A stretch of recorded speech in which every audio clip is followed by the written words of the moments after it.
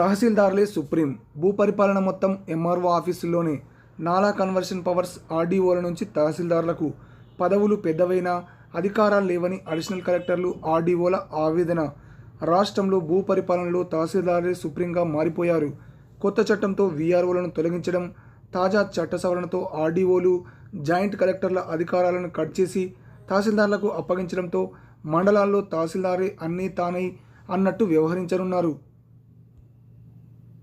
4 చట్ట సవరణ బిల్లులకు ఆమోదం. ప్రత్యేక భేటీ అనంతరం శాసనసభ నిరవధిక వాయిదా. ఈ బిల్లులపై నేడు మండలిలో చర్చ. సర్కారు సై అంటేనే గ్రేటర్ ఎన్నికలు, జీహెచ్ఎంసీ చట్టానికి సవరణ. జామీందారులకు జరిమానా, నిందితులు కేసు విచారణకు హాజరు కాకపోతే విధింపు. సిఆర్పిసి చట్ట సవరణ బిల్లుకు శాసనసభ ఆమోదం. ఇక అవినీతి అంతం. వ్యవసాయేతర భూముల బదలాయింపు ప్రక్రియ ఆన్లైన్తో మరింత పారదర్శకత. తెలంగాణ వ్యవసాయ భూమి సవరణ బిల్లుకు ఓకే. సవాలు లేదు. మార్కెట్ ధర మేరకు ఫీజు చెల్లిస్తేనే రిజిస్ట్రేషన్. స్టాంపుల చట్టానికి సవరణలు ఆమోదించిన అసెంబ్లీ. 14 రోజుల పాపతో డ్యూటీకి. మెటర్నిటీ లీవ్ తీసుకోకుండానే ఆఫీస్కి వెళ్లిన ఐఏఎస్ సౌమ్య పాండే. ఇప్పుడున్నది కరోనా కాలం. డ్యూటీలకి పోవాలంటేనే జనాలు జంకుతున్న పరిస్థితి. మరి ఇలాంటి టైంలో 6 నెలలు సెలవు దొరికితే ఎవరైనా వదులుకుంటారా? డెలివరీ అయిన 2 వారాల్లోనే ఆఫీస్కు వెళ్తారా? కానీ సెలవులను ఈమె వదులుకున్నారు. చంటి బిడ్డతో వెళ్లి డ్యూటీలో జాయిన్ అయ్యారు. అలాగని తాను చేస్తున్నది సాదాసీదా జాబ్ కాదు. ఆమె ఒక ఐఏఎస్, ఒక జిల్లాకు కరోనా నోడల్ ఆఫీసర్.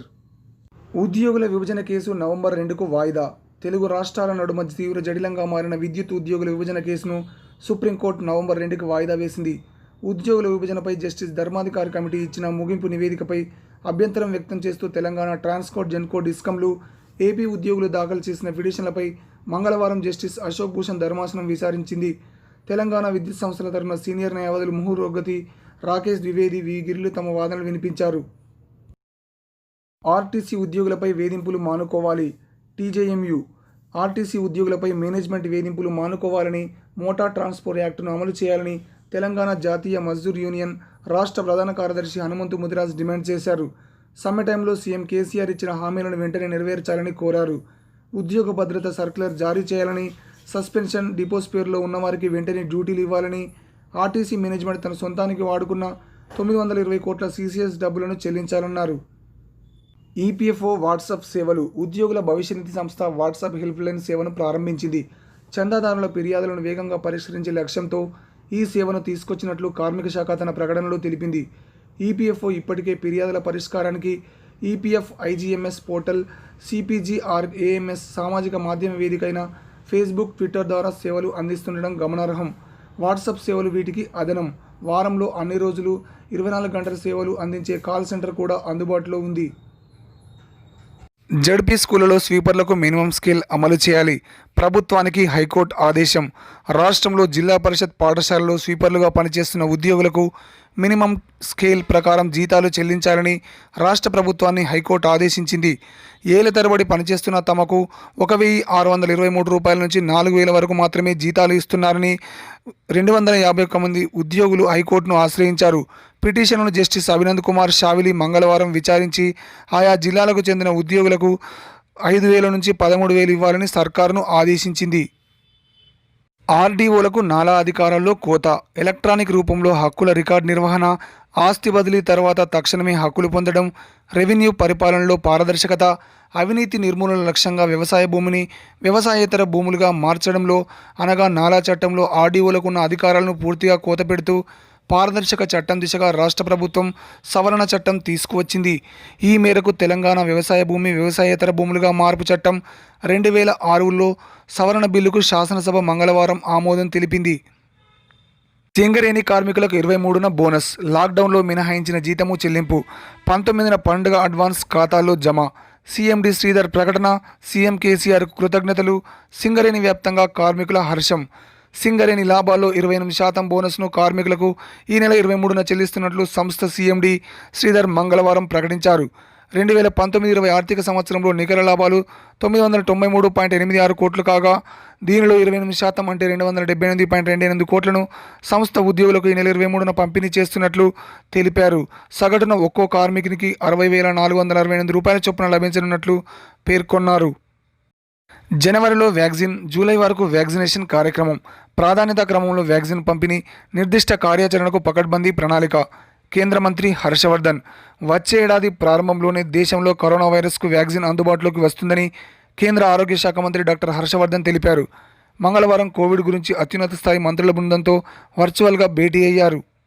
సబ్ రిజిస్ట్రార్ల అధికారాలు కట్. ఇండియన్ స్టాంప్ తెలంగాణ సవరణ బిల్లుకు ఆమోదం. సబ్ రిజిస్ట్రార్ల విచక్షణాధికారాలను ప్రభుత్వం తొలగించింది. ఇందుకోసం ఇండియన్ స్టాంప్ తెలంగాణ సవరణ బిల్లును మంగళవారం అసెంబ్లీ ఆమోదించింది. ఈ బిల్లును ప్రవేశపెట్టిన మంత్రి వేముల ప్రశాంత్ రెడ్డి మాట్లాడుతూ వ్యవసాయేతర ఆస్తుల క్రయ విక్రయాలు, హక్కుల మార్పిడి పారదర్శకంగా జరగాలని, ఏ అధికారికి విచక్షణాధికారం ఉండకూడదని సీఎం కేసీఆర్ ఆకాంక్షించారు. ఈ మేరకే కొత్త రెవెన్యూ చట్టాన్ని తీసుకువచ్చారు. మున్సిపల్ చట్టాన్ని సవరించారు. యాపిల్ 5G ఫోన్లు వచ్చేశాయి. 12 సిరీస్లో 4 మోడళ్లు విడుదల. భారత్లో ప్రారంభ ధర 70,000 రూపాయలు. ఆస్తి చిక్కులుండవు, భూ సమస్యలు లేకుండా చేసేందుకే కొత్త చట్టాలు. వార్డు కమిటీల సూచనలే కౌన్సిల్లో చర్చిస్తారు. రాజకీయానికి అతీతంగా కమిటీల ఎన్నికలు, అక్రమ నిర్మాణాలు, పచ్చదనంపై వీటి నిఘా. కాంగ్రెస్ వల్లే రాజధానిలో ఫార్మా కాలుష్యం. శాసనసభలో మంత్రి కేటీఆర్ వ్యాఖ్యలు. అర్చక ఉద్యోగ జేఏసీ రాష్ట్ర కన్వీనర్గా డివిఆర్ శర్మ. అర్చక ఉద్యోగ జేఏసీ రాష్ట్ర కన్వీనర్గా డివిఆర్ శర్మ, రాష్ట్ర ప్రభుత్వ ప్రధాన కార్యదర్శిగా జోగులాంబ ఆలయ ప్రధాన అర్చకుడు ఆనంద్ శర్మ ఏకగ్రీవంగా ఎన్నికైనట్లు దేవాదాయ శాఖ ఉద్యోగుల సంఘం రాష్ట్ర అధ్యక్షుడు బీతి రంగారెడ్డి ప్రకటించారు. నేటి నుంచి ధరణిపై తహసీల్దార్లకు శిక్షణ. నేటి నుంచి తహసీల్దార్లకు రిజిస్ట్రేషన్ సేవలపై 3 రోజుల పాటు శిక్షణ ఇవ్వాలని రాష్ట్ర ప్రభుత్వం నిర్ణయించింది. తహసీల్దార్లు, నాయబ్ తహసీల్దార్లకు 3 రోజుల శిక్షణ, ఇతర సిబ్బందికి 1 రోజు శిక్షణ ఇచ్చేందుకు ప్రభుత్వం ఏర్పాట్లు చేసింది. ఘట్కేసర్లోని అనురాగ్ ఇంజనీరింగ్ కాలేజీలో ఈ శిక్షణ ఇవ్వనున్నట్లు తెలిపింది. ఈ నెల 25న దసరా నుంచి తహసీల్దార్ కార్యక్రమంలో రిజిస్ట్రేషన్లు ఆరంభం కానున్నాయి. ఈ నేపథ్యంలో రిజిస్ట్రేషన్ సేవలు, విధి విధానాలు, చట్టాలపై తహసీల్దార్లకు 3 రోజుల పాటు శిక్షణ ఇవ్వాలని ప్రభుత్వం నిర్ణయించింది.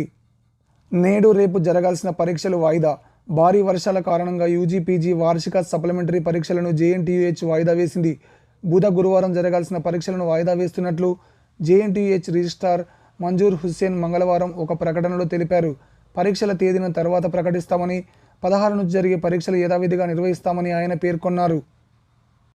కరోనా పోలే జర భద్రం. వీకే పాటిల్ ఆటోబయోగ్రఫీ ఫంక్షన్లో ప్రధాని మోడీ కరోనా ముప్పు ఇంకా తొలగిపోలేదని, ప్రజలు జాగ్రత్తగా ఉండాలని ప్రధాని నరేంద్ర మోడీ సూచించారు. దేశంలోని అత్యధిక కేసులు నమోదైన మహారాష్ట్రలో పరిస్థితి ఆందోళనకరంగా ఉందని చెప్పారు. వ్యాక్సిన్ వచ్చే వరకు మాస్కులు ధరించాలని, తరచూ హ్యాండ్ వాష్ చేసుకోవాలని, పర్సనల్ హైజీన్, ఫిజికల్ డిస్టెన్స్ పాటించాలని ప్రజలను కోరారు.